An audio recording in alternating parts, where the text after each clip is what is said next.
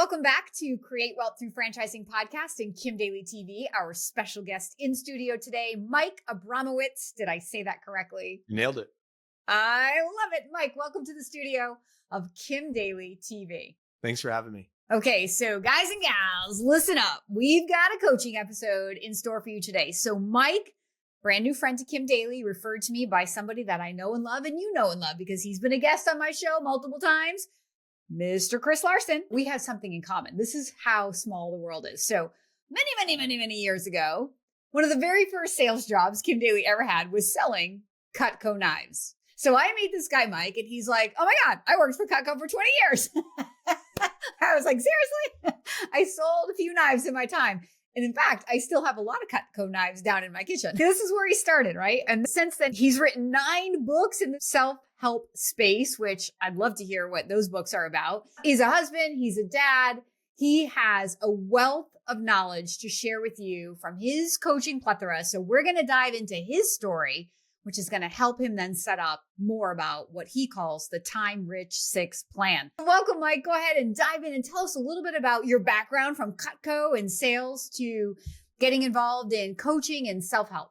Great. Thanks so much, Kim, for having me. Your energy is infectious, so I really appreciate that. And Cutco. I started selling Cutco when I was 18. I was in college as a freshman at University of South Florida.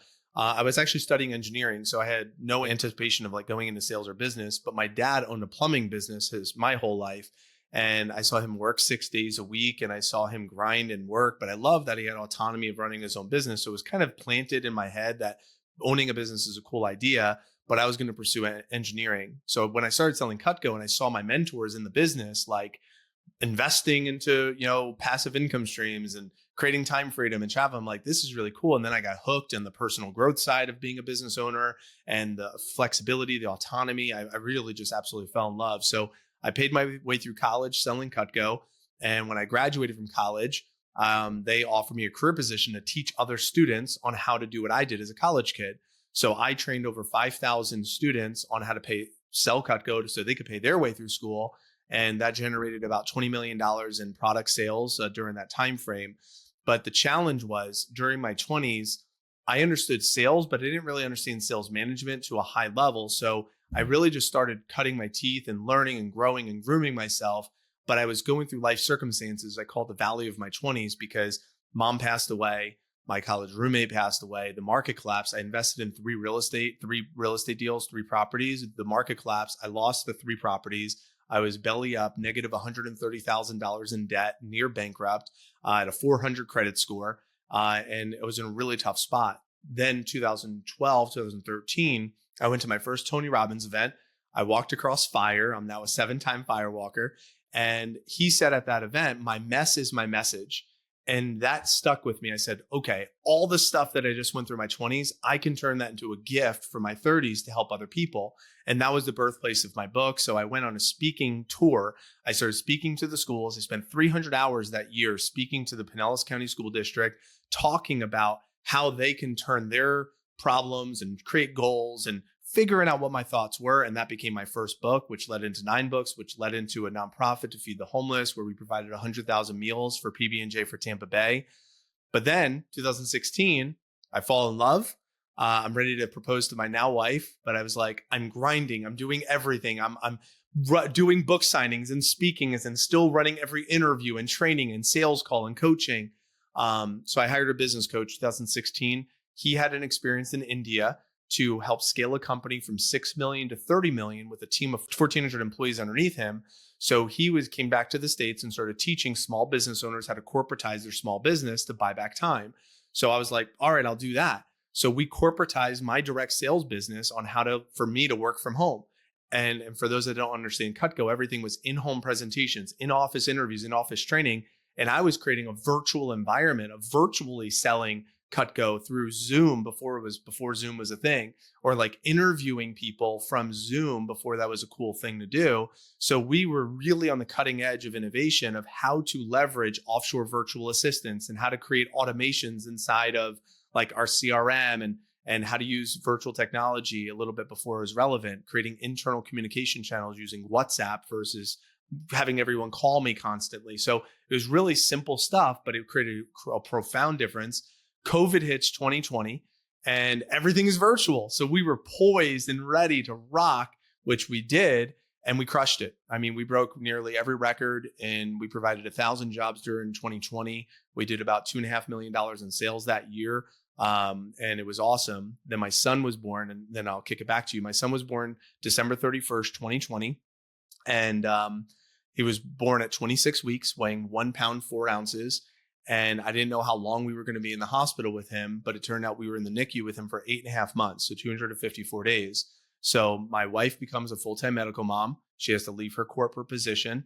And I called up my business coach and I said, dude, Andrew, my business, my office just ran without me for these 8.5 months. It did over $1.3 million in sales without me there, generated $250,000 in revenue, provided 600 jobs, over 6 figures in profits without me there. Do you think we could teach other business owners together how to do this? He said, let's find out. And that's the birthplace of what I'm doing now with Better Than Rich, where we've now helped hundreds of other business owners buy back time through the Time Rich 6, which we'll dive into of what that means.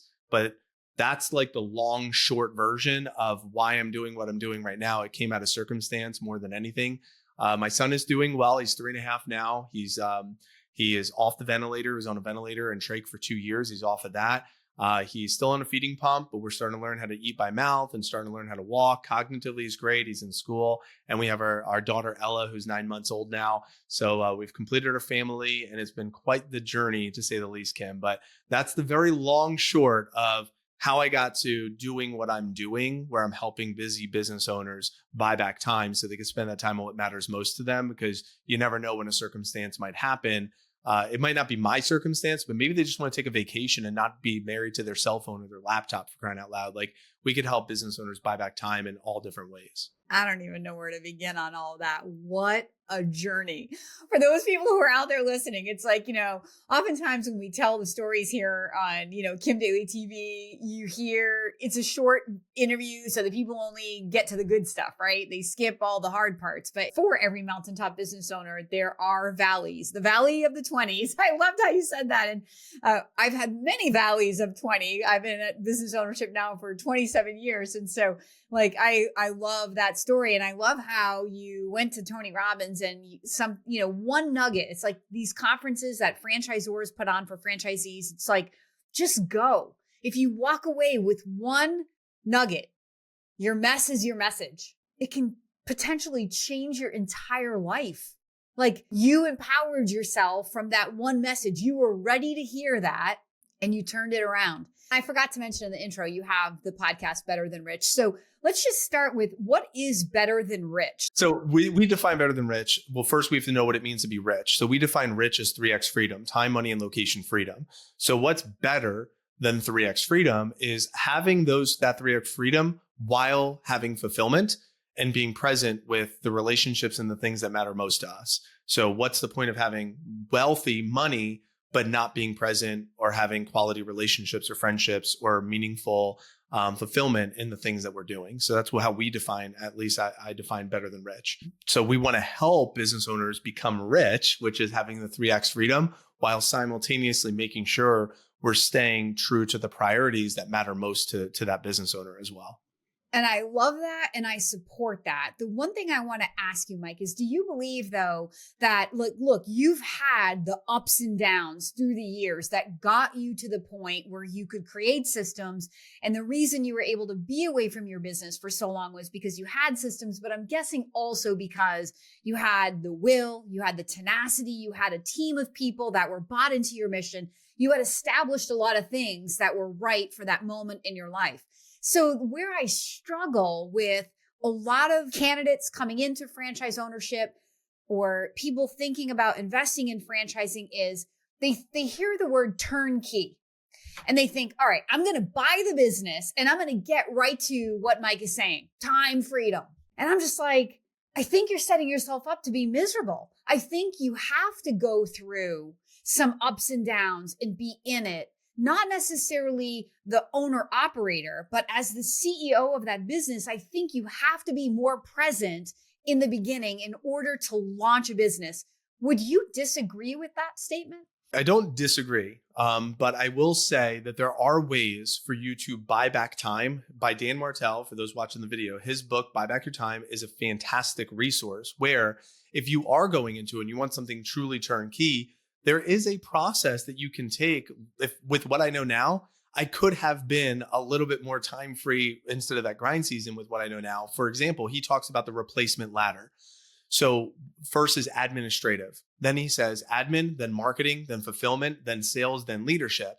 So if we replace in that order and using his principle, the 10-80-10, where I do the first 10%, you do the middle 80%, and then I do the last 10%. And that way I'm only starting things and ending things while the middle 80% is getting done by someone else. And he also says 80% done by someone else is 100% awesome. So business owners just understanding the ideal of smart delegation, letting go of control intellectually. If we want to turnkey and completely remove ourselves from our business, that sounds great in concept, but we want to do it intelligently.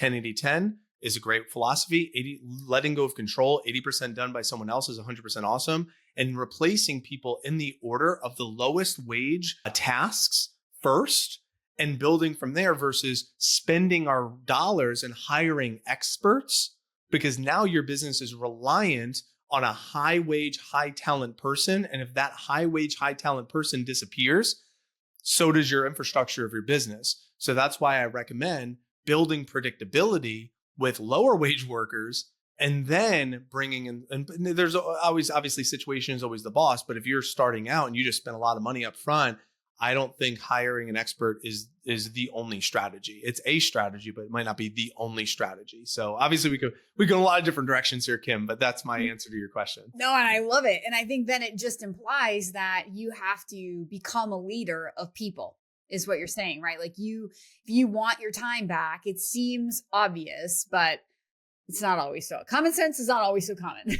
You have to then become the leader, because a lot of times where I'm going with this, Mike, is a lot of times people will say, well, oh, I bought a business to be semi-absent, but I can't be semi-absent. And I'm like, is it the business doesn't really afford for that, or you were not willing to grow into the leader that was capable of directing people to your mission and your values and be loyal to you when you weren't there? And therein lies like the river that divides that conversation. And one side doesn't want to own it and one side wants to say, you know what I mean? So I live in that place all the time between what is semi-absentee ownership or semi-involved and how do I actually do this and do it well. So I think this is an awesome conversation. And I think what you're about to say with your programs could actually be an answered prayer to a lot of franchisees out there who are struggling with this problem. I want that. I bought a business to have that, but I can't figure out how to get there. So let's get into your program. So the Time Rich 6, it's 6 principles that worked for me to help me buy back time. So number 1 is boundaries. If you want to protect your time, you need to know what you're protecting, what are your priorities. So if you want this time freedom, well, it's like be explicit for what? Is it for family? Is it for health? Is it for community involvement? What do you want to protect that time for? For example, if someone called you at 2 a.m. while you're making love to your spouse, you're probably not going to answer the phone. It's a gross example, but it's important to understand that means it's out of bounds. So you need to clearly define what is inbounds and what is out of bounds before you can say, I just want time freedom. It's like, what are your boundaries? That's number 1 is boundaries. Number 2 is communication guidelines. Communication guidelines, which is how do you want people to communicate with you and get your attention? What deems an email versus a text message versus a phone call versus a Zoom meeting versus in person?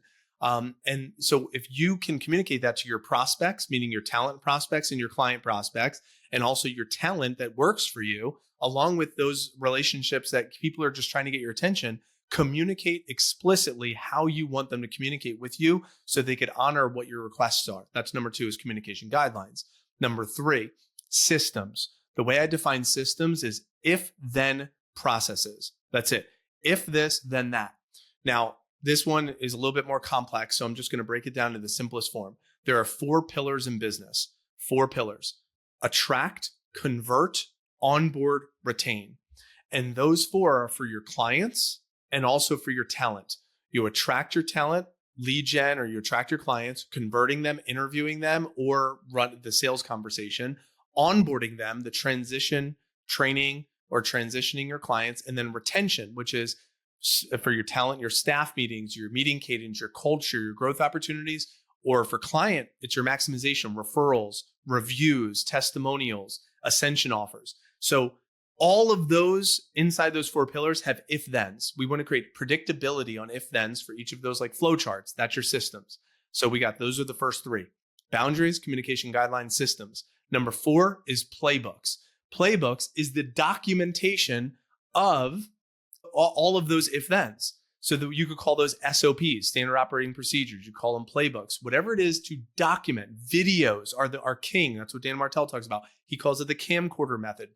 Record yourself doing it, or have someone record themselves doing it. So it's documented. You have a library. So that way, number 4 or number 5 rather is team. The team that's executing those plays have predictability. It's documented. There's a resource. How many times if you run a franchise, it's like, I want the shop cleaned up before you leave at night. What does that mean? How is it documented? Is there a video showing them exactly what cleaned up looks like? Is there a checklist that we're following? That's what I mean by the documentation, the SOP, the playbook, and then the team that's executing that play. Then the last one is number 6, which is tech. The technology that you're going to use to enforce any of this. That could be like a CRM, like how are you keeping track of all your clients? Or it could be an internal communication platform like a Slack, or it could be a learning management software like a Kajabi or a Thinkific for training.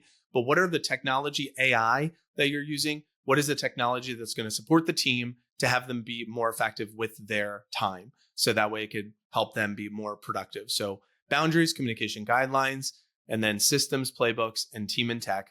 That 6 in that order is what allowed me to have the time freedom and buy back time in the multiple businesses that I've started and created and launched to be where I'm at now. And just for context, Kim, last year in 2023, my work weeks were 9 to 4, Tuesday, Wednesday, Thursday, 9 to 1 on Friday. Mondays are personal day. Saturday, my wife had a personal day. I spent time with our son. Sunday is family day, and every morning for myself and every evening for the family. And that was a staple in 2023, while saving over 6 figures, while moving to a new city, while donating and providing to over 100 families. And I share that because that is what I mean by time rich. I also took 9 full weeks off last year too, for family vacations. We took a 3-week road trip. That's what I want for business owners. It doesn't have to be grind all the time. And it doesn't have to be, complete freedom where I do absolutely nothing, because you probably do find purpose in what you're doing.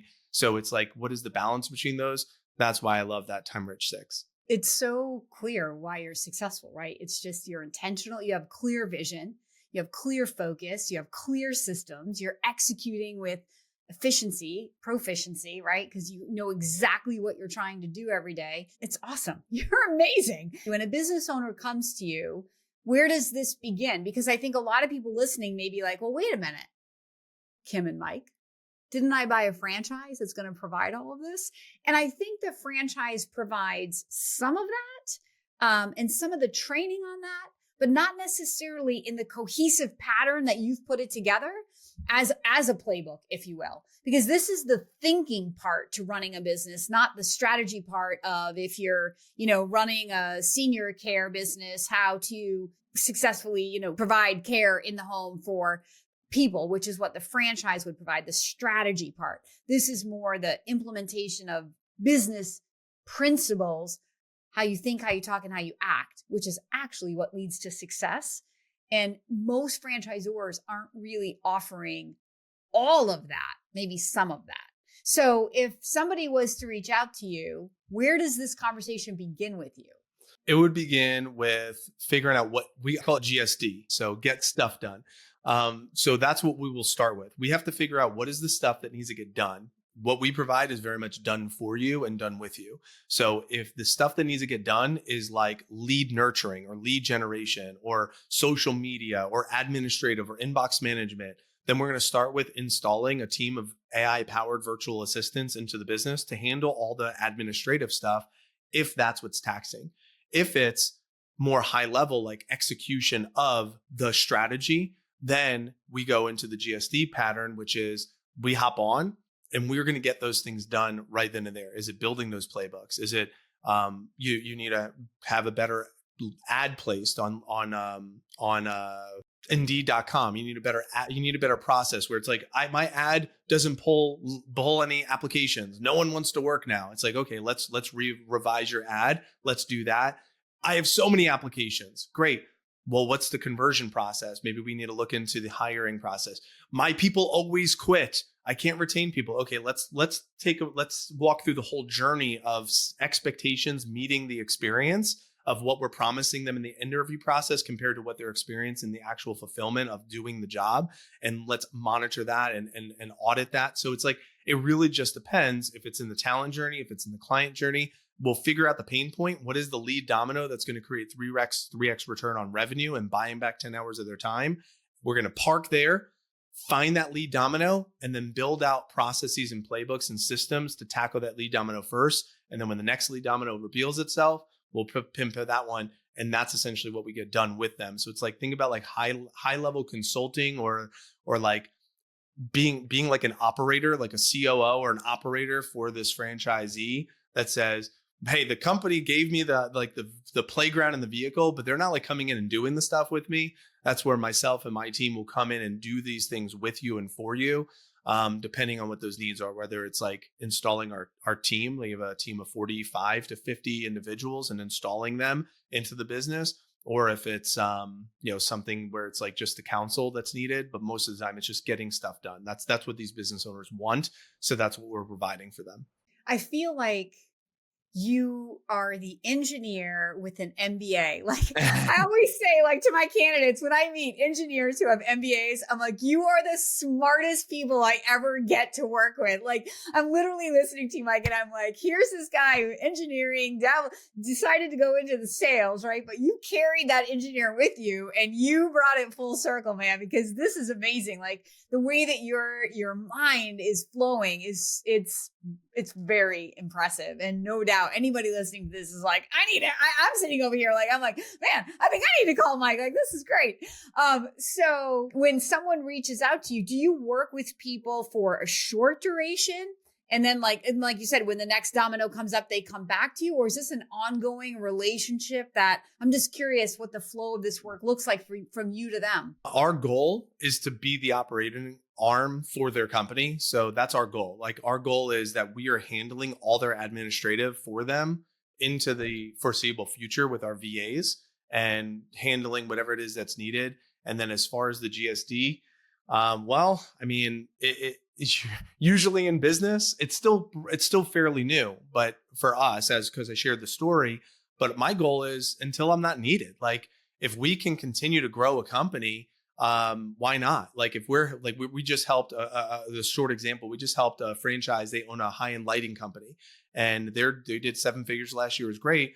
We installed a referral program into their business in April, and we're recording this in September, and they've generated $40,000 in new business just from client maximization, meaning getting back into homes of people that previously bought from them to sell them more stuff. There was no client maximization part, and they've sold 40 grand in the last 120 days. That's a new business generated. So in their first 12 months of this new opportunity of client maximization, maybe they'll create 6 figures plus or more.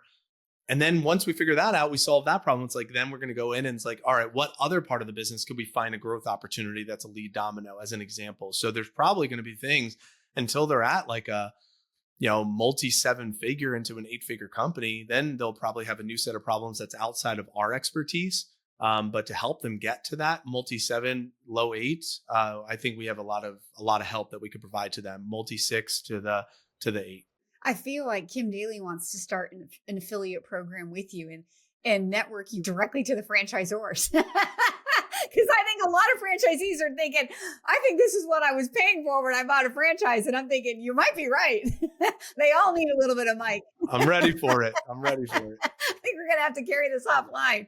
Well, for those who are inspired, because you're on your franchisee journey and you're thinking, I want more time freedom. I want to be better than rich.